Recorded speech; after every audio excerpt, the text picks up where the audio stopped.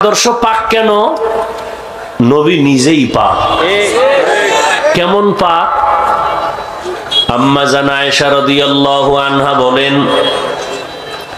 রহমতের নবীর ঘাম আমি বোতলের মধ্যে ভরে রাখতাম। এতটা ঘ্রাণ নবীর ঘাম, বড় বড় অনুষ্ঠানে নবীর ওই ঘাম আতর হিসাবে ব্যবহার করতাম। আপনার ঘামের আতরের ঘেরা নাই? হ্যাঁ, পাশে দাঁড়াইলে নামাজ যায় যায় দিন। হ্যাঁ, পোশাকের অবস্থা তো আরো খারাপ। আরে শীত আইছে, গোসলও করবে না, হলুমান গোসলও করবে না ঠিক মতো। স্মার্ট মানুষ, স্মার্ট। কতদূর ক্রিম মাখলে স্মার্ট হয়? সারা রাত করবে মোবাইল লইয়া আকাম। চেহারা সুন্দর হলে কি হবে? দুনিয়ার মানুষ বলে দিন বদলে দাও, পত্রিকায় লেখে দিনকে, এই বেটা মোবাইল বন্ধ করো। মোহাম্মদের উম্মত হইয়া সারছো, নাইলে ঘুমের ভিতরে দেখতা চেহারা নষ্ট হয়ে গেছে। শুধু মোহাম্মদের উম্মত হইয়া সারছো। যে আকাম চলে, আল্লাহ হেদায়াত দান করুন। কি কথা বলতেছিলাম জানি?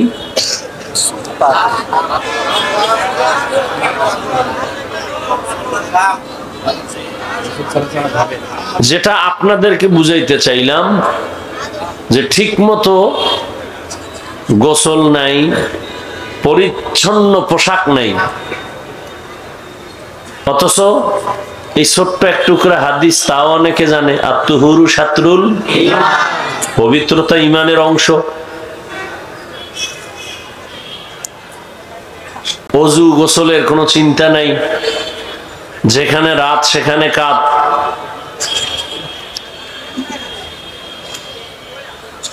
এজন্য রসুলের আদর্শ পবিত্র, কারণ রসুল আমার নিজে পবিত্র। জীবনে একটা মিথ্যা কথা 63 বছরে নবী বলেন নাই।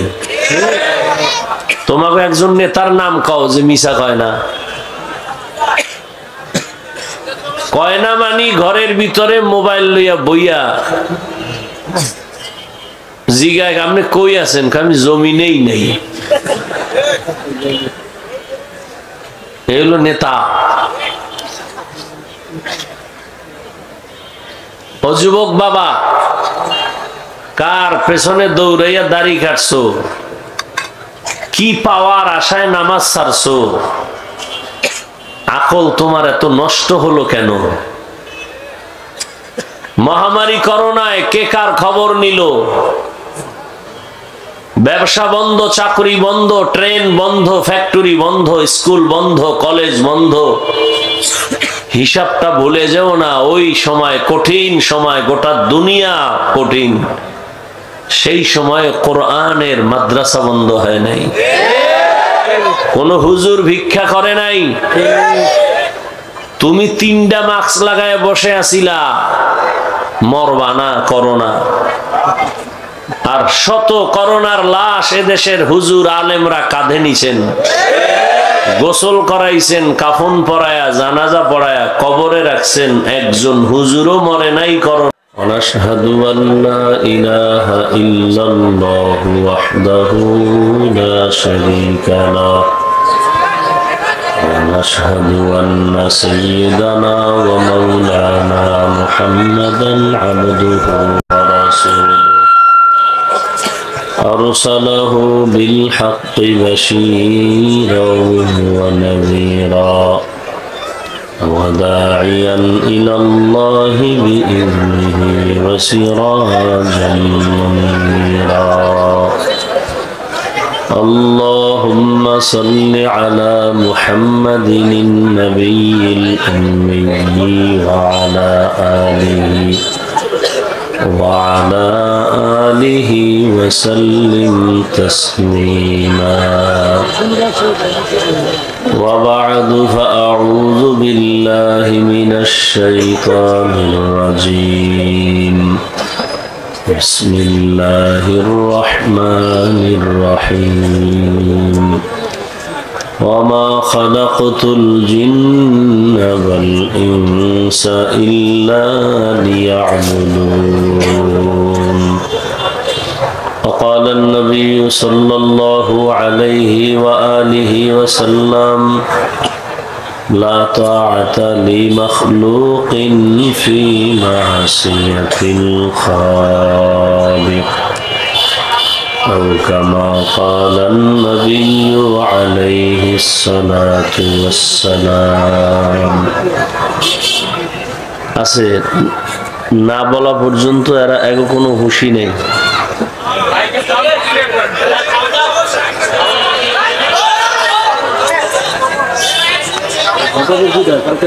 صدق الله مولانا العظيم صدق رسوله النبي الأمي الكريم ونحن على ذلك من الشاهدين والشاكرين والذاكرين والحمد لله رب العالمين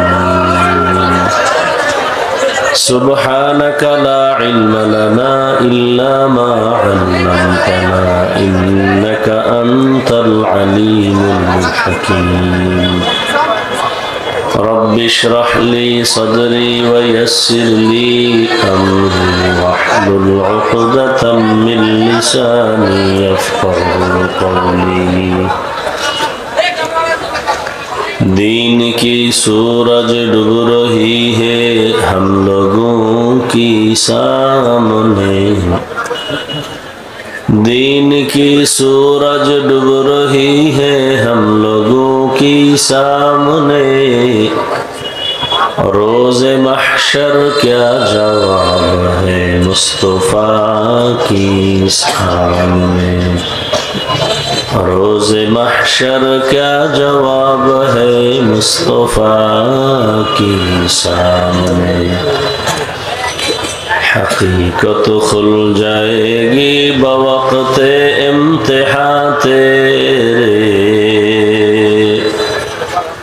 हकीकत खुल जाएगी बवक़्ते इम्तिहान तेरे कि सुस्ती में या मेहनत में गुजारी जिंदगी तूने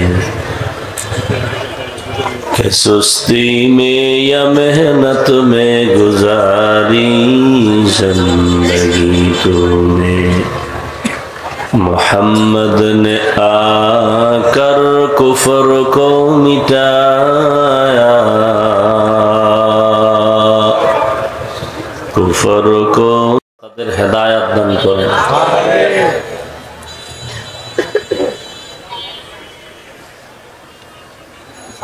আমি আপনাদের দোয়া নেওয়ার পাশাপাশি সংক্ষিপ্ত দু চারটি কথা বলার নিয়তে কোরআনে হাকিমের এক আয়াত নবীজির একটি হাদিস পড়েছি ইখলাস ও রুহানিয়তের সমন্বয়ে সহি নিয়তে সহি তরিকায় সহি কিছু কথা বলার মতো শুনবার মতো আমাকে আপনাদের সকলকে আল্লাহ তৌফিক দান করেন সাউন্ড ঠিক করো ওয়ামা খালাকতুল জিন্না ওয়াল ইনসা ইল্লা লিয়াবুদুন আল্লাহ বলেন আমি মানুষ এবং জিন সৃষ্টি করি নাই হ্যাঁ করেছি একমাত্র ইবাদতের জন্য নবীজি বলেন লা তাআতা লি মাখলুকিন ফি মাসিয়াতিল খালিক আল্লাহকে অসন্তুষ্ট করে পৃথিবীর ভিন্ন কারো আদেশ নিষেধ মেনে নেওয়া চূড়ান্তভাবে হারাম আল্লাহকে অসন্তুষ্ট করে মা বাবার কথা মেনে নেওয়া হারাম আল্লাহকে বেজার করে কোনো পীরের কথা মানা হারাম আল্লাহকে বেজার করে কোনো উস্তাদের কথা মানা হারাম আল্লাহকে অসন্তুষ্ট করে কোনো নেতা কোনো নেত্রীর কথা গ্রহণ করা কি এক কথায় দুনিয়ার সব বেজার হোক বা বেজার করা সম্ভব আল্লাহকে বেজার করা সম্ভব কিন্তু আমরা উল্টা করি দুনিয়ার সবাই খুশি করতে গিয়া আল্লাহ বেজার হয় হোক এ চিন্তাও করি না। পর্দা করলে আল্লাহ বেজার না খুশি? আত্মীয় স্বজন বেজার কি? কারণ আপনি কোন হালাতে আছেন একটু নিজেরটা নিজে চিন্তা করেন যে আপনি কি আল্লাহকে খুশি রাখছেন না আত্মীয় খুশি রাখছেন। ফলাফলটা আপনার হাতে। দাড়ি রাখলে কে খুশি? আর আত্মীয় স্বজন। এখন আপনি কাকে খুশি করলেন কাকে বেজার করলেন হিসাবটা নিজে মিলেন। কোনো হুজুরের ফতোয়ার দরকার নাই। আপনি কি জান্নাতের পথে আছেন না জাহান্নামের পথে আছেন আপনারটা আপনিই নির্ণয় করেন। এখন কথা হলো যদি আপনি জাহান্নামের পথেই থাকেন এখান থেকে ফিরার একমাত্র পথ তওবা ইস্তিগফার, যে আর অন্যায় করব না। কিন্তু তাদের জন্য বড় আফসোস, বড় দুঃখ, অন্তরে অনেক কষ্ট যে মুসলমান নামাজ পড়ে না, টুপি পরে না, দাড়ি রাখে না, পর্দা করে না। এই জন্য কোন আলেম তাকে গালি দেয়? তাবলিগলারা গালি দেয়? পীর সাহেবরা দেয়? দেয় না। এর পরেও সেই ব্যক্তিটা যদি বলে নামাজ পড়ে না, এমনি দাড়িও রাখে না, পর্দাও করে না, টুপিও পরে না, খুব খেয়াল করেন, সেই লোকটা উল্টা অহংকার ভাব নিয়ে বলে টুপি না পরলে অসুবিধা কি, দাড়ি না রাখলে অসুবিধা কি, নামাজ না পড়লে অসুবিধা কি। এ যদি কোনো মুসলমান এই কথা বলে এর মতো কুলাঙ্গার বেয়াদব এই দুনিয়াতে আর কেউ থাকতে পারে না।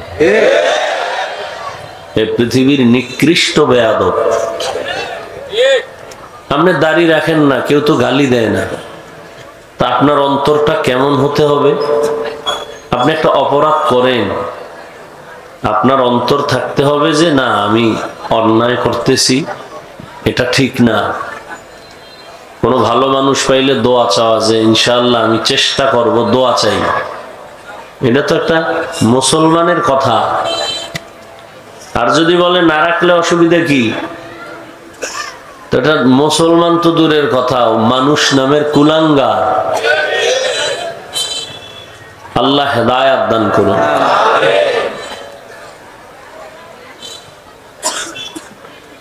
তো আল্লাহ পাক আয়াতে বলছেন আমি মানুষ এবং জিনকে দুনিয়াতে বানাবার বা পাঠাবার একমাত্র কারণ তার জীবনে একটাই কাজ, আর কোনো কাজ নাই। যে মানুষ আমি বানাইছি মানুষের কয় কাজ?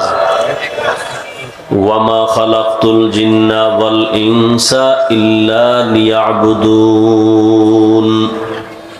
একটাই কাজ, ইবাদত। কি সেটা? ইবাদত। ইবাদত কি?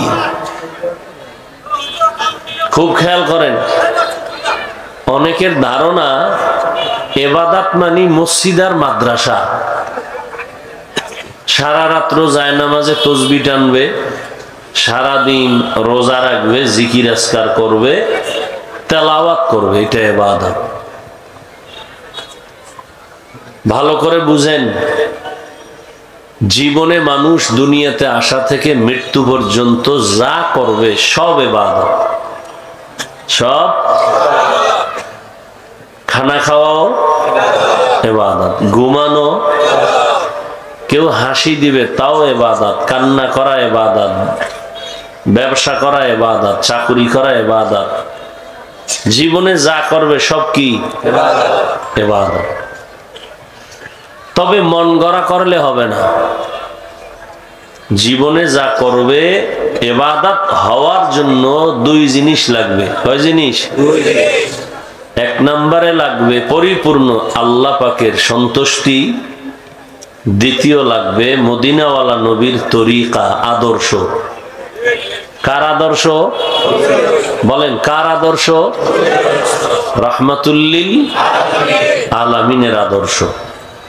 আল্লাহকে খুশি করতে গিয়া নবীর তরিকায় যা করবে সব বাথরুমে যাবেন নবীর আদর্শ মতে ইবাদত, নবীর আদর্শ মেনে পানি পান করবেন ইবাদত, নবীর আদর্শ মেনে স্কুলে পড়বেন ইবাদত, নবীর আদর্শ মেনে ডাক্তারি পড়েন ইবাদত, নবীর আদর্শ ঠিক রেখে ঘুমাবেন, বিয়ে শাদী করবেন, সব ইবাদত। শুধু রাজনীতিটা ইসলামে নাই।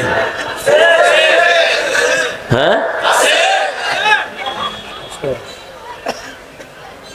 দেশের মানুষ মনে করে ধর্ম আর রাজনীতি আলাদা। সিনিয়র পানি এটা যেমন আলাদা না, চিনির সাথে পানি যখন মিলায় আলাদা আলাদা করা যায়, ঠিক ধর্ম আর রাজনীতি চিনি পানির মতো মিলানো আলাদা না। হুজুরেরা রাজনীতি না করার কারণে মানুষ মনে করে এটা আলাদা, করার কারণে কিছু মানুষের জেহেন খুলছে কি। তবে চান্দাবাজি আর ধান্দাবাজির রাজনীতি এটা ধর্মের রাজনীতি না, এটা ধর্ম ব্যবসায়ীদের রাজনীতি। মানে ধর্মের গান গায়, ধর্ম মানে না, বিসমিল্লাহ কইয়া বক্তব্য শুরু কইরা আব্রাহাম লিঙ্কনের গণতন্ত্রের কথা কয়, এরা ধর্ম ব্যবসায়ী। মানে ধর্মের কথা কয় কিন্তু মানে মানে না, বুঝেন না? ব্যবহার করে ধর্মের স্টাইল, কথা কয় গণতন্ত্রের। এরা ধর্ম পালন করে না ধর্ম ব্যবহার করে? ধর্ম ব্যবহার করে, পালন করে না। এরা ধর্ম। মসজিদ ভালো জায়গা না? কথা বলেন না কেন? হেনে উইঠা দুনিয়ার গণতন্ত্রের জন্য ভোট চাওয়া এটা উচিত? সব চলবে, হুজুরগো কিছু চলবে না। হ্যাঁ, কথা বুঝেন না? সবাই ভোট চাইবো, নৌকায় দাও, ধানে দাও, এইতে দাও, সেইতে দাও। ইমাম সাহেব কিছু না থাক, কিছু বললে ঝামেলা। কেন? ওই মানুষ মনে করে ধর্ম আর রাজনীতি আলাদা। হুজুর বয়ান করেন, রাজনীতি করবেন না বলে না। তা প্রধান অতিথি এরা কি কইরা গেলেন? রাজনীতি করছেন না? কথা বলেন না কেন? আসলে কি এই স্টেজ রাজনীতির স্টেজ? এটা আখেরাতের মানুষের আখেরাত মুখী করার আমলের বয়ান, কান্নার বয়ানের স্টেজ। এখন দুনিয়াওয়ালারা সব করতে পারবে, আমরা যদি দুই একটা কথা বলি বলে হুজুরে ভালো বয়ান করবে, রাজনীতি শুরু করছে। বুঝাইতে হবে আপনার জেহেন নষ্ট হয়ে গেছে, আপনার জেহেন নষ্টই, নষ্ট জেহেনকে পরিশুদ্ধ করতে হবে। যেই জমিনে রাজনীতি করার অধিকার মুহাম্মদের উম্মতের আর কারো না। পচা ধান্দাবাজি আর চান্দাবাজি এই জমিনে আর চলতে দেওয়া যায় না। এখন কোরআনের রাজনীতি, মদিনার রাজনীতি চালানো দরকার। আর মদিনার রাজনীতি চালাইতে হলে কোরআন হাদিসের জ্ঞান যাদের আছে, আলেম, তাদের করতে হবে। মাথা গরম হয়ে যাইতেছে না? ওয়াজ হুনমু, এটা আবার কোন ওয়াজ? সুলাইমান বিলকিসের ঘটনা আসেনি? নবীজি রাষ্ট্র চালাইছেন, আবু বকর রাষ্ট্র চালাইছেন, সুলাইমান নবী চালাইছেন, ইউসুফ নবী চালাইছেন। তাদের ঘটনা কোরআনে নাই? তখন বেহায়ার মতো কেন বলেন ইসলাম বা কোরআনে রাজনীতি নাই? আপনার লজ্জা কোথায়? আপনি কিসের মুসলমান? ধান্দাবাজি চান্দাবাজি করতে করতে দিমাগ নষ্ট হয়ে গেছে। আল্লাহ হেদায়েত দান করুন। আপনি কুফরি মতবাদের কথা বলবেন আর আমরা আল্লাহর দ্বীনের কথা বলবো, এতে সমস্যা। হ্যাঁ, তো ইবাদত, রাজনীতি করাও কি ইবাদত? কার আদর্শ মতে? রাসূলের আদর্শ। রাসূল রাজনীতি কইরা দেখাইছেন কোন ভাবে রাজনীতি করলে দেশ শান্ত থাকবে, মানুষ শান্তিতে থাকবে। নবী প্র্যাকটিক্যাল রাজনীতি করে দেখায় গেছেন। এই দুনিয়ার ধান্দাবাজেরাও জানে ইসলামই সঠিক সমাধান দেয়, সবাই মনে মনে ভাবে। মানে না কেন? মানলে ওগো চুরি আর দুর্নীতি করতে পারবে না। আল্লাহ হেদায়াত দান করুন। এজন্য নবীর আদর্শ আর কারো আদর্শ মানা যাবে না, হারাম। নবী আদর্শ দিয়েছেন কেমন পারফেক্ট, কিয়ামত পর্যন্ত আদর্শ চলবে, এর মধ্যে কোনো কারো থেকে ধার করা লাগবে না, সংশোধনী আনতে হবে না। আল্লাহ এভাবে তৈরি করে দিছেন। সব বিষয়ের সমাধান ইসলামে আছে না নাই? নবীর আদর্শ থেকে নাও। দেখেন তো, নবীর আদর্শের মধ্যে নখ কাটার নিয়ম আছে? সত্যটা বলেন। চুল কেমনে রাখবেন, কাটবেন, নিয়ম আছে? দুনিয়ার আর কার আদর্শের মধ্যে নখ কাটার নিয়ম আছে? চুল কাটার নিয়ম আছে? নাই। অতএব পারফেক্ট আদর্শ একমাত্র মদিনার আদর্শ। আপনি কেমনে জুতা পরবেন সেখানেও নবীর নির্দেশনা আছে, আদর্শ আছে প্রত্যেকটা পয়েন্টে।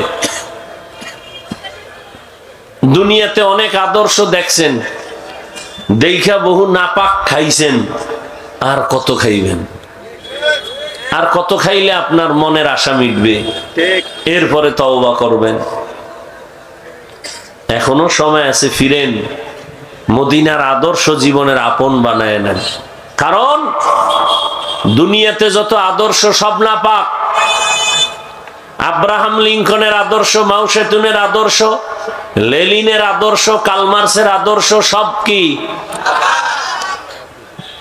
এখানে যদি আপনারা কেউ বলতে পারেন সাহস কইরা, গায়ের জোরে না, যুক্তির ব্যানারে, যে না নবীর থেকেও শেখ মুজিবুর রহমান সাহেবের আদর্শ একটু ভালো, নবীজির থেকেও জিয়াউর রহমান সাহেবের আদর্শ ভালো ছিল, তাহলে আমি হাফিজুর রহমান নবীরটা বাদ দিয়া আমি জিয়াউর রহমান বা শেখ মুজিব সাহেবেরটা নিব, পারবা কেউ বলতে? বরং আমি বলে দিলাম, পৃথিবীর সবার আদর্শ নাপাক, একমাত্র মদিনার আদর্শ পাক। দুনিয়ার মানুষের আদর্শ নাপাক কেন? ও খায় নাপাক, ওর দেমাগ নাপাক। 3 বেলা ভাত খাইয়া মদের বোতল নেয়, গাঞ্জা খায়, দাবি করে বুদ্ধিজীবী, চেহারার মধ্যে মানুষত্ব বলতে নাই। জুলুম করতে করতে জালেমের চেহারা হিংস্র প্রাণীর থেকেও খারাপ হয়ে গেছে। একটা হলো সামাজিক জুলুম, আর একটা হলো ব্যক্তিগত জুলুম। পরিবারের সাথে জুলুম, ভাইয়ের সাথে জুলুম, বউয়ের সাথে জুলুম, সন্তানের সাথে জুলুম, প্রতিবেশীর সাথে জুলুম, কর্মচারীর সাথে জুলুম আছে না নাই? জুলুমের বিচার মরার আগে হবে, রসুলের হাদিস। এজন্য সব আদর্শ নাপাক। কেন? তার দিমাগটাই কি খায়। আল্লাহ নাপাক খাওয়ার জন্য বানান নাই, কিন্তু ও খায়। কুত্তারে যত বিরিয়ানি দেন, ও পায়খানা না খাইলে ওর পেটটার ঠান্ডা। মানুষ কুত্তা না, কিন্তু স্বভাব কুত্তা। ওরে যা বয়ান দিবেন, এরপরও ওর সুদ ঘুষ না খাইলে ওর শান্তি নেই। ওর মাইয়ে ফোলাডির রক্ত হারাম না বানানো পর্যন্ত ওর শান্তি নেই। আল্লাহ হেদায়াত দান করুন।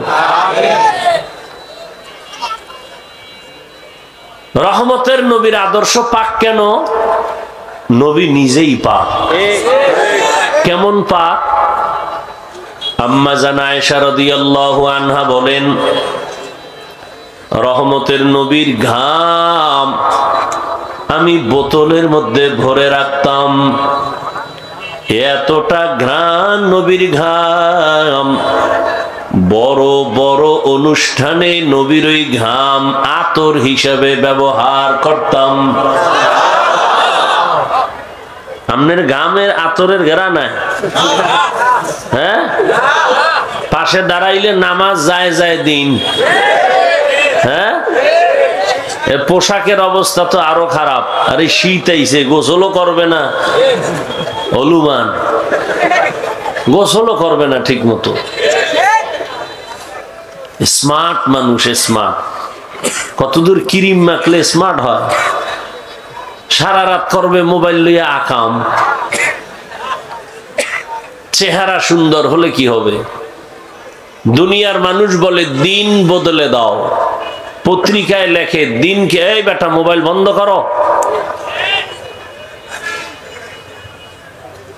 মোহাম্মদের উম্মত হইয়া সারছো, নাইলে ঘুমের ভিতরে দেখতা চেহারা নষ্ট হয়ে গেছে। শুধু মোহাম্মদের উম্মত হইয়া সারছো, যে আকাম চলে। আল্লাহ হেদায়াত দান করুন। কি কথা বলতেছিলাম জানি?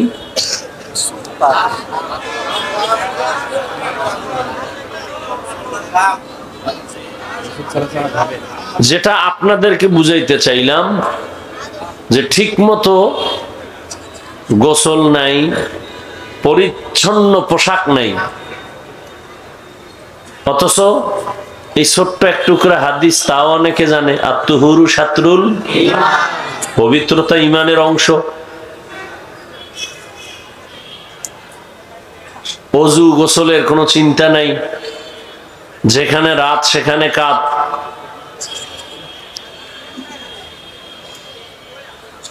এজন্য রসুলের আদর্শ পবিত্র, কারণ রসুল আমার নিজে পবিত্র। জীবনে একটা মিথ্যা কথা 63 বছরে নবী বলেন নাই। তোমাকে একজন নেতার নাম কও যে মিশা কয় না। কয় না মানি ঘরের ভিতরে মোবাইল লইয়া বইয়া জিগায় আপনি কই আছেন, আমি জমিনেই নেই। এই হলো নেতা।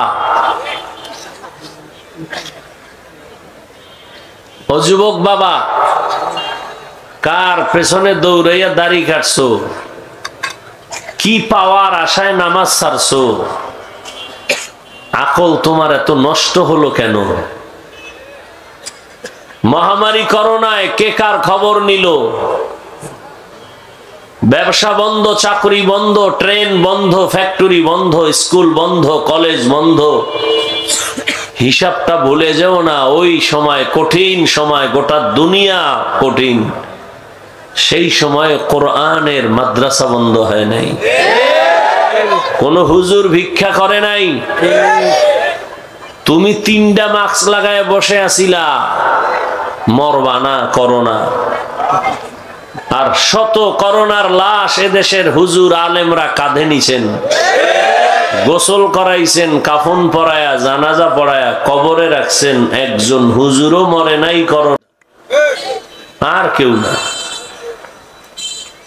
এই নজির বাংলাদেশে কম দেখায় নাই। রোহিঙ্গাদের সামনে ওলামায়ে কেরাম যেই পরিমাণ সহযোগিতা করছে, কোন স্বার্থ। অন্য যারা করছে এনজিওর গোষ্ঠী পাগল হয়ে গেছে হেডির অবদলে নেওয়ার লেগে। কিন্তু হুজুরেরা নিঃস্বার্থে হালাল, 1 টাকা হারাম নাই, নিজে কম খাই ওই টাকা রোহিঙ্গাদেরকে দিছে। এরপরেই যত বন্যা দুর্যোগ, প্রত্যেকটা ক্ষেত্রে উলামায়ে কেরামের অগ্রণী ভূমিকা, হালাল পিওর অনুদান। ছাত্র জনতার বৈষম্য বিরোধী আন্দোলন সফল হয়েছে সেদিন উলামায়ে কেরাম ছাত্র নিয়ে মাঠে নামছেন যেদিন।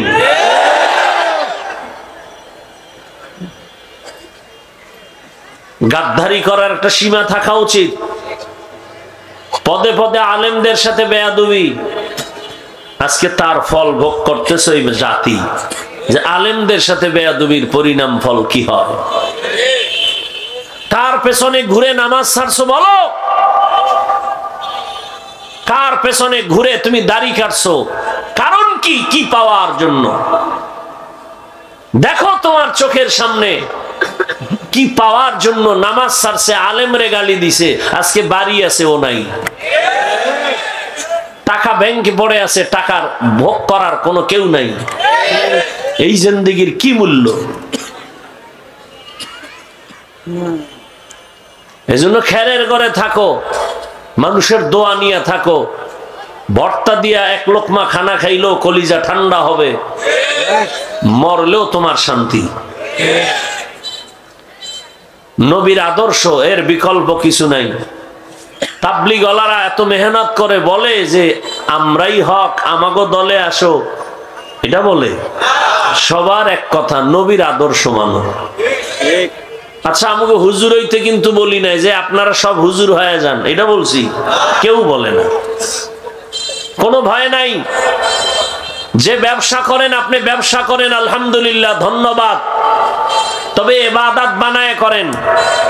যে চাকরি করেন আপনি চাকরি করেন, আলহামদুলিল্লাহ, তবে চাকরিটা ইবাদত বানায়া করেন, আপনার চাকরি জান্নাত। যে লেখাপড়া করেন স্কুল কলেজ ভার্সিটিতে, আপনি লেখাপড়াই করেন, ডাক্তার হন, ইঞ্জিনিয়ার হন, তবে ইবাদত বানায়া জীবনটা চালান, ওই ডাক্তার হওয়াই আপনার জন্য জান্নাত। এবার একটু চোখের সামনে দেখেন তো, আপনাদের লাইনের মানুষ জীবনে মাদ্রাসায় পড়ে নাই, জেনারেল লাইনের doctor, engineer, professor, OC, DC, SP, RAB, police, BDR, army, পাঁচ বেলার নামাজি, দাড়িওয়ালা, সত্য বলবেন, আছে না নাই? আর কোনো ওয়াজের দরকার নাই, কোনো ওয়াজ দরকার নাই, শুধু ওয়াজেই শেষ। আপনার লাইনের মানুষটা যদি রাস্তায় গাড়ি চালায়, নামাজ পড়ে, আপনি কেন পারেন না? আর কোন হুজুর টুজুর দরকার নাই, আপনার ওয়াজ শেষ। আপনার মতো ব্যক্তি জেনারেল লাইনে থেকে ব্যবসা করে, হালাল খায়, দাড়িওয়ালা, নামাজ পড়ে, আপনি পারেন না কেন? আর কোন ওয়াজের দরকার নাই। আপনার মতো যুবক স্কুল কলেজে পড়ে, নামাজ পড়ে, আপনি পারেন না কেন? আর নতুন ওয়াজের দরকার আছে? কি ওয়াজ করব আপনাকে? আপনি তো আগ্রহ ভরে বসছেন, ফজর পড়েন নাই, জোহর পড়েন নাই, আসর পড়েন নাই, মাগরিব পড়েন নাই, এশাও পড়েন নাই, বয়ান শেষে উঠে দৌড়ায় চলে যাবেন, মোবাইল হাতে নিয়ে আবার সারা রাত গুনাহ করবেন, ফজর পড়বেন নাই, বয়ান কি হবে?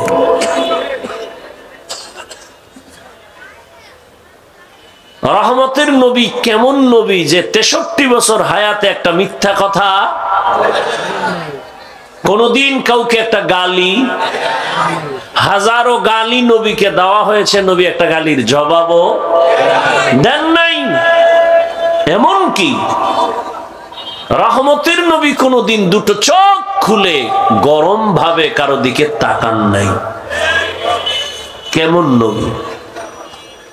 এই জন্যই নবীকে দেখার জন্য গর্তের পিপিলিকা পর্যন্ত আরজি পেশ করে, হে আল্লাহ, রহমতের নবীর একটা নজর দেখার সুযোগ করে দাও। গর্তের সাপ অপেক্ষা করে নবীর এক নজর দেখবে। রহমতের নবী রাস্তা দিয়া যখন চলতেন, দুপার্শ্বের গাছগুলো নত হয়ে নবীরে সালাম দিত। সুবহানাল্লাহ আসে না? সারাদিন বিড়ি টানো, সুবহানাল্লাহ বলবা কেমনে? যেই গীবত গালাগালি জবানে করো, মিথ্যা কথা বলো, ওই জবানে সুবহানাল্লাহ কেমনে আসবে? আল্লাহ হেদায়েত দান করুন। ওয়ামা খালাকতুল জিন্না ওয়াল ইনসা ইল্লা লিয়াবুদুন। আল্লাহ বলেন, আমি মানুষ আর জিন ইবাদতের জন্য আমি বানাইলাম। তুমি চাকরি করো ইবাদত, ব্যবসা করো ইবাদত, খানা খাও ইবাদত, তুমি ঘুমাও ইবাদত, নবীর আদর্শ মেনে তুমি ঘুমাও ইবাদত, ঘুমও হবে, সওয়াবও হবে। জুতা আপনারা পরেননি, আমিও পরি, তবে নবীর আদর্শ মতো পরবেন ইবাদত। আপনি তো জুতা পরেন, আমিও পরি, নবীর আদর্শটা ফলো করে পড়লেই হয়, কোনো কষ্টের কিছু না। রহমতের নবী বলেন, ডান জুতায় ডান পা আগে ঢুকাও, এরপরে বাম পা বাম জুতায় ঢুকাও। দুই জুতার কোন পা আগে ঢুকবে? নবীর আদর্শ। দোনো পায়ে জুতা ঢুকাইয়া দোনো পাও লেভেল পজিশনে দাঁড় করাও। এরপরে যখন তুমি আবার কদম দিবা, ডান পা দিয়া কদম শুরু করো, সুন্নত।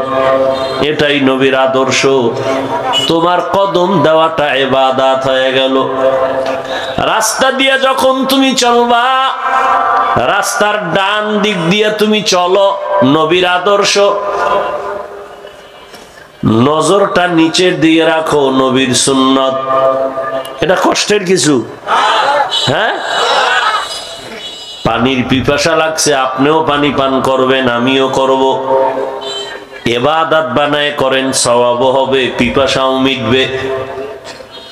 কিন্তু আপনি তো ইবাদত বুঝেনই না। পানি দেখা মাত্র আপনার বাম হাত দ্রুত চলে গেছে, বোতলটা ধইরা ডান হাত দিয়া মুখটা খুইলা বাম হাত দিয়া টান দিলেন, এক টানে আধা লিটার নাই। আমি ওই পানিটা আমি যখন পান করি, ভুলেও বাম হাত যায় না, দ্রুত ডান হাত চলে গেল। বাম হাত দিয়া মুখটা খুইলা বোতলের পানিটা আমিও মুখে নিলাম, আধা লিটার পানি আমিও টানছি, তবে 3টা ধাপে টান দিছি, 3 শ্বাসে। রসুলের সুন্নত, ইবাদত হয়ে গেল, সওয়াবও পেয়ে গেলাম। বয়ানের পরে বাড়ি যাবেন, আমিও বাসায় যাব। আপনারা ঘরে গিয়া মোটামুটি যারা একটু মানের তারা ফ্রেশ হবে, যাগো মান নাই ওরা কাইত হয়ে ভুইরা ঘুমায় যাবে। ফ্রেশ হবেন, আমিও ফ্রেশ হব। ফ্রেশ হওয়া মানে আপনি হাত ধুইবেন, চেহারাটা ধুইবেন, পা ধুইবেন, আমিও তাই করব। তবে আমি চেহারাটা পুরা অংশ ধুইব, হাতের কোণ পর্যন্ত ধুইব, পায়ের গিরা পর্যন্ত ধুব। আমারটা ওযু হয়ে যাবে, ইবাদত হবে, সওয়াব হবে। আপনার ফ্রেশ হবে ঠিক, ইবাদত হবে না। কারণ নবীর আদর্শ ছাড়া নামাজ পড়লেও নামাজ ইবাদত হবে না। একজনের মাগরিবের নামাজে দাঁড়াইয়া 3 রাকাত পড়তে গিয়া শেষের রাকাতে চিন্তা করলো, বেজোর রাইখা লাভ কি, আল্লাহরে আরো 2টা সেজদা বাড়াইয়া 4 রাকাত করি, জোর বানাই। আল্লাহর জন্যই আরো 1 রাকাত বাড়াইয়া 2 সেজদা দিছে। কি মনে করেন আল্লাহ খুশি? নামাজ হইব 1 রাকাত বাদ না সব বাদ? আল্লাহর আইন হইল দাঁড়াইয়া আবার কানে ধর, বেয়াদবি করলি কেন? নতুন ভাবে নিয়ত কর, নতুন ভাবে কানে ধইরা আবার বল আল্লাহু আকবার বলে নতুন ভাবে নামাজ পড়। কারণ নবীর আদর্শ ছাড়া নামাজ পড়লে নামাজও ইবাদত হবে না। নবীর আদর্শ বাদ দিয়া রোজা রাখবা, রোজা হবে না। একজনে 30 রোজা রমাজানে রাখতে রাখতে আবেগ বাইরে গেছে, কয় ঈদের দিনও রাখি, হবে সওয়াব? নবীরা আশেক, দরুদের পাগল। চিন্তা করলো আমি নামাজের মধ্যে দাঁড়াইয়াই দরুদ পইরা নামাজটা শুরু করি, পরে আলহামদু সূরা পড়ি, হবে? বুঝেন ভালো করে। খানা তো আপনিও খান, আমিও খাই, কিন্তু আপনি তো বাম হাতে খান, ভদ্র। ভাত খায় ডান হাত দিয়া, লবণ নেয় বাম হাত দিয়া, আছে না? কেন নেয়? লবণে ময়লা লাগবে। রহমতের নবীর আদর্শ ছাড়া ইবাদত তো হবে না, এবং দুনিয়াতে কোনো শান্তি বা সফলতাও আসবে না। ঘর থেকে বের হবেন ডান পা দিয়া, বাথরুমে আপনি যান, আমিও যাই। নবী বলেন ইবাদত বানায় বাথরুমে যাও, বাম পা দিয়া ঢুকো, খালি পায়ে খালি মাথায় বাথরুমে যাইও না। কারণ বাথরুম হলো জিন শয়তানের আড্ডাখানা। খালি পায়ে খালি মাথায় বাথরুমে যাইবা না। ঢুকার আগে দোয়া পড়ো, পারি না বললে বিসমিল্লাহ পড়ে ঢুকো। বাথরুমে গিয়া বাম পায়ের উপরে ভর করে বসো, এরপরে হাঁটুর উপরে কাপড় উঠাইও না। দ্রুত আবার বের হও, ডান পা দিয়া বের হও। বের হইয়া এতটুকু দোয়া পড়ো, না পারলে শুধু আলহামদুলিল্লাহ পড়ো। বাথরুমে যেই সময়টা কাটাইছো সওয়াব হবে, ইবাদত হবে নবীর আদর্শ মানার কারণে। শুধু কি তাই, নগদ এক পুরস্কার। কি?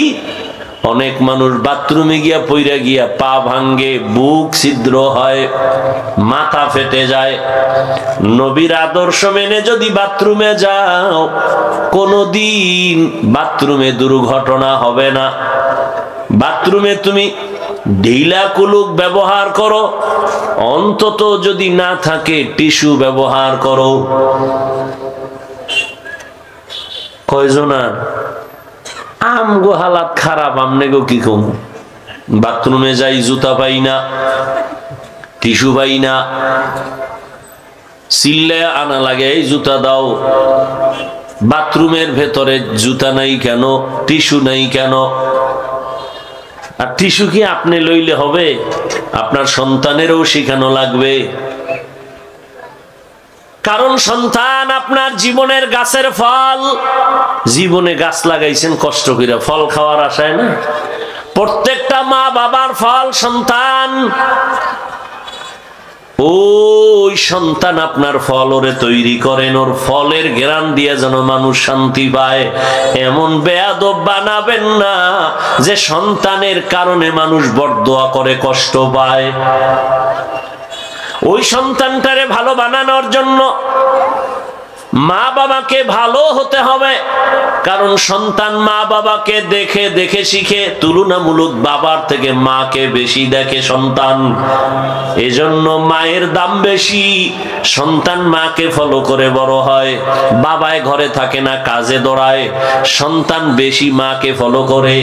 এজন্য ইমাম গাজালি রাহমাতুল্লাহ আলাইহি বলেন, একটা সন্তানের জন্য প্রাথমিক সন্তানের শিক্ষিকা হলো, প্রাথমিক শিক্ষিকা তার মা। মা সন্তানকে যা শিখায় সন্তান তাই শিখবে।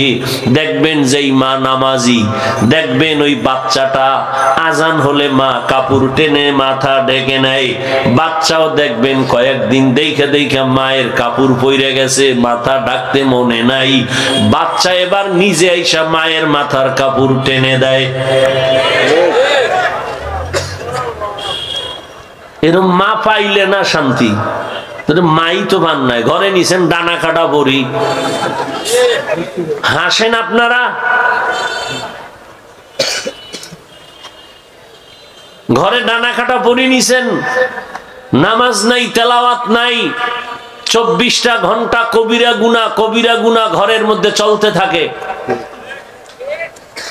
এরপরে কিছুদিন পরে বলে স্বামীকে, তোর মায়ের ডানা খারাপ, কেটে দাও।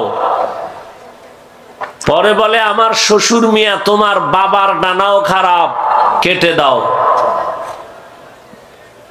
ওই কুলের বলদ তখন কয় কি করমু, কয় আলাদা বাসা ল। বউয়ের কথায় আলাদা বাসা লইয়া সেখানে যাইয়া বউ একদিক, ওই ছেলে আর একদিক। কিছুদিন পরে কয় তোমার ডানাও খারাপ, তোমার ডানা কেটে ফকির বানায়া হিজরত করলাম। এই হলো ডানা কাটা পরীর ফলাফল। আমি হাসির কথা বলি নাই, ধ্যান করে চিন্তা করলে চোখে পানি আসার কথা। আমি হাসির কথা বলি নাই। ইবাদত, 5 বেলার নামাজ পড়ো, রহমতের নবীর আদর্শ মেনে চলো, ব্যবসা করো, ইবাদত। দোকানে লেখবা না বিক্রি করা মাল ফেরত নেওয়া হয় না। যারা লেখছে তারা ধোঁকাবাজ। লিখে দাও অবশ্যই বিক্রি করা মাল ফেরত নেওয়া হয়। তাহলে তুমি সত্যবাদী ব্যবসায়ী। কাস্টমারের কোনোদিন মিথ্যা কথা বলবা না, কসম কাটবা না। কাস্টমারের সাথে সত্য কথা বলিয়া বইল, আমার একটা কাপড় আনছি, কিনতে লাগছে 150, খরচ হইছে 50, 200, 250 টাকা না দিলে আমার ব্যবসা থাকে না। দেখবা কাস্টমারের বুলেট মারলেও তোমার দোকান ছাড়বে না, কারণ তুমি সত্য কথা বলছো। এই সততাই তোমার জীবনের পুঁজি। নবী বলেন, আমি মুহাম্মদ ওয়াদা করলাম, যদি মানুষের সাথে ভেজাল না করো, নামাজ পড়ো, সত্য কথা বলো, আমি মুহাম্মদের সাথে তোমার জান্নাত। ইবাদত হিসেবে বান্দা চাকরি করো,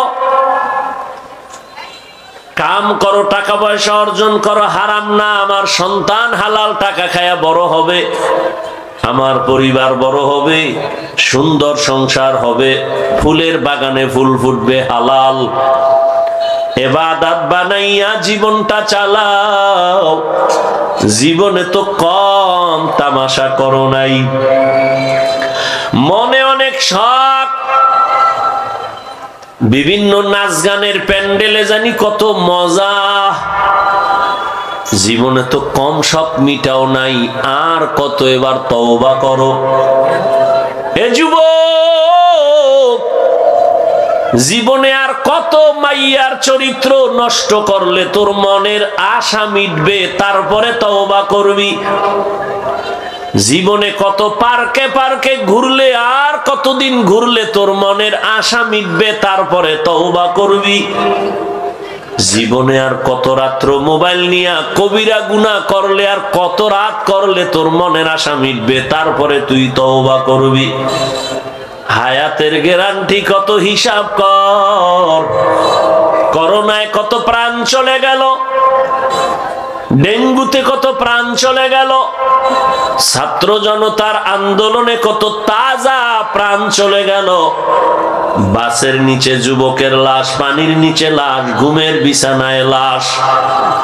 রাতের বেলা যে ঘুমাও, সকাল বেলা মাওলায় না উঠাইলে তোর বাবার ক্ষমতা নাই উঠাবে।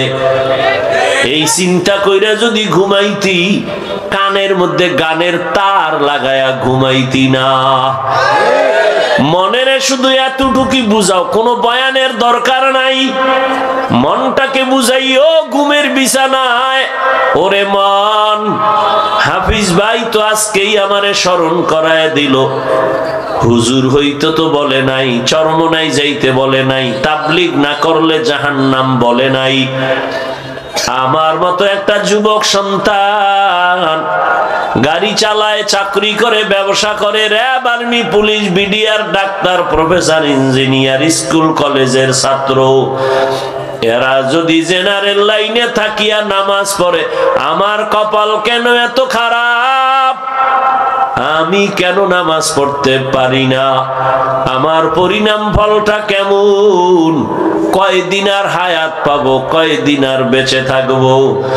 মরিয়া গেলে কি আমারে সবাই খুশি হয়ে যাবে? একটা বেনামাজি চলে গেল না, আমি মানুষের বরদোয়া নিতে চাই না। এখনো সময় আছে, তওবা করে নাও। জীবনে তো কম নামাজ ছাড়ো নাই, কম দাড়ি কাটো নাই, বেপরদায় কম আড্ডা, মায়ে কেরামের দোয়া নিয়া, শিক্ষকের দোয়া নিয়া, নবীর তরিকা মেনে চলবো। বয়ান তো তুমি কম জানো না রে বাবা।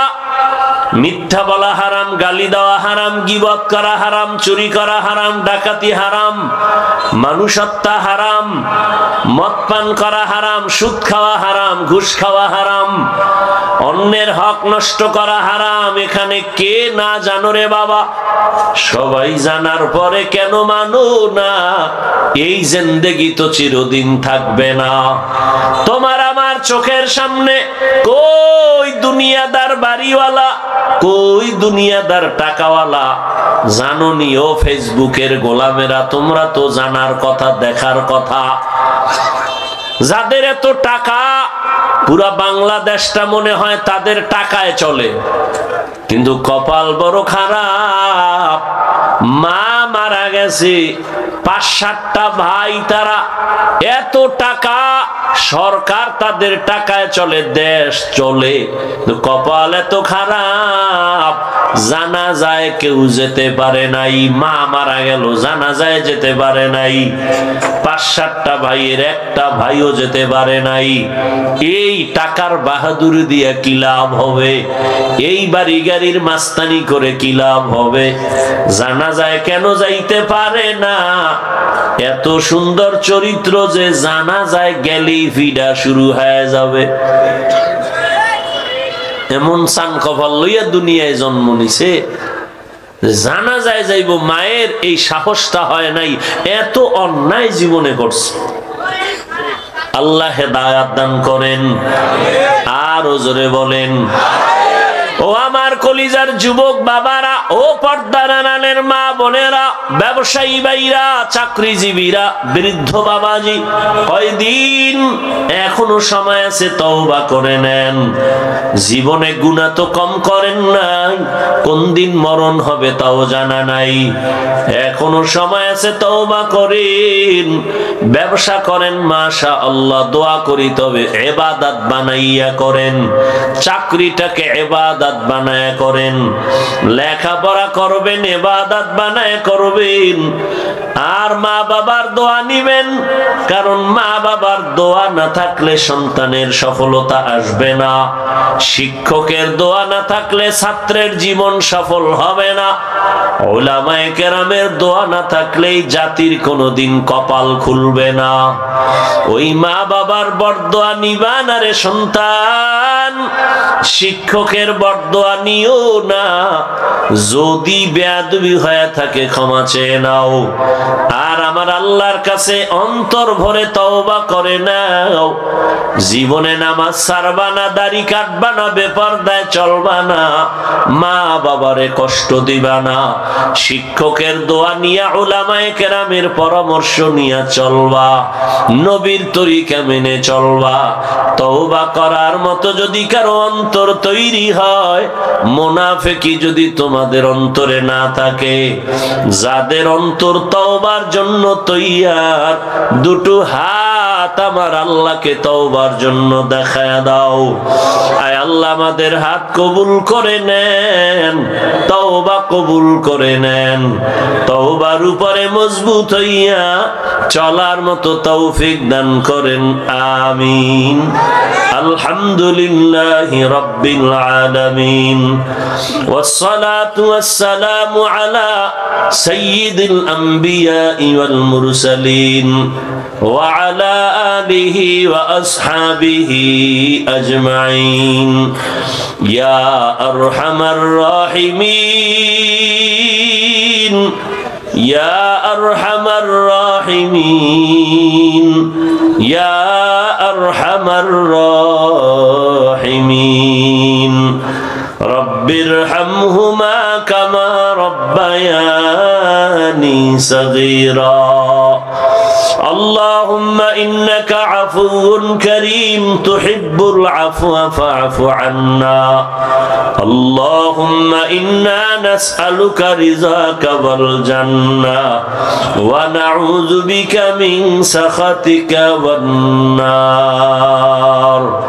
ও দয়ার মালিক, গুনার বোঝা নিয়ে আপনার দরওয়াজায় হাজির, মেহেরবানি করে আমাদের জীবনের সব গুনাহগুলো মাফ করে দেন আল্লাহ। আয় আল্লাহ, মাহফিল কবুল করে নেন, আয়োজনকারী সহযোগিতাকারীদের কবুল করে নেন, মাদ্রাসা কবুল করে নেন, মুহিব্বিন মুতাআল্লিকিন যারা সহযোগিতা করে কবুল করে নেন, এলাকায় শান্তি দান করেন। আয় আল্লাহ, ব্যবসা চাকরি যারা করে হালাল ভাবে বরকত বাড়ায় দেন, মা বোনদের আবেদা বানায় দেন, সন্তানগুলো নেককার বানায় দেন, আমার কলিজার যুবকদের দিনের খাদেম বানায় দেন। আয় আল্লাহ, মোবাইলের গুনাহের থেকে হেফাজত করেন, আমাদের তওবা কবুল করে নেন, গুনাহমুক্ত জীবন দান করেন, নবীজির সুন্নাতওয়ালা জিন্দেগি দান করেন, নবীজির রওজা বাইতুল্লাহ জিয়ারতের জন্য কবুল করেন, বাংলাদেশ শান্তির দেশ বানায় দেন। আয় আল্লাহ, ইজ্জতের জিন্দেগি দান করেন, লেখাপড়া যারা করে পরীক্ষার্থী কামিয়াবি দান করেন। আয় আল্লাহ, সমস্ত শিক্ষা প্রতিষ্ঠান নবীর আদর্শে কবুল করে নেন। আয় আল্লাহ, গুনাহমুক্ত জিন্দেগি আমাদের দান করেন।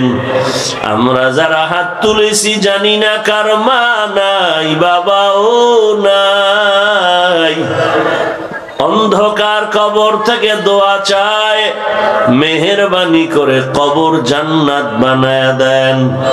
যারা বেঁচে আছেন হায়াত বাড়ায় দেন, অসুস্থ যারা সুস্থ করে দেন আল্লাহ। আয় আল্লাহ, ইলম হিলম হিকমত আমলে বরকত বাড়ায় দেন, আওয়াজে কথায় রুহানিয়াতে স্পষ্টতা বাড়ায় দেন। জান মালা হাল পরিবার হেফাজত করেন, চলার পথে হেফাজত করেন আল্লাহ। আয় আল্লাহ, আমানতদার হিসেবে কবুল করে নেন।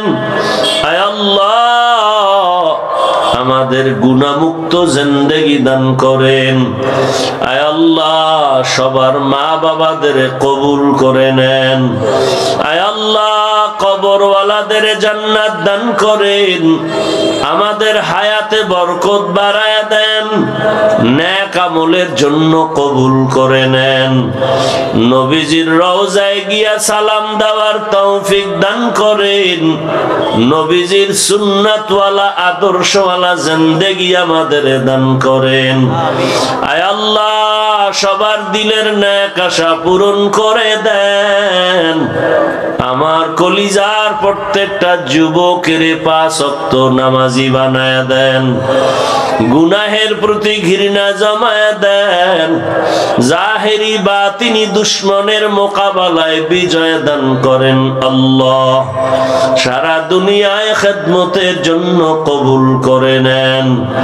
আয় আল্লাহ, সবার দাম্পত্য জীবন সুখময় করে দেন।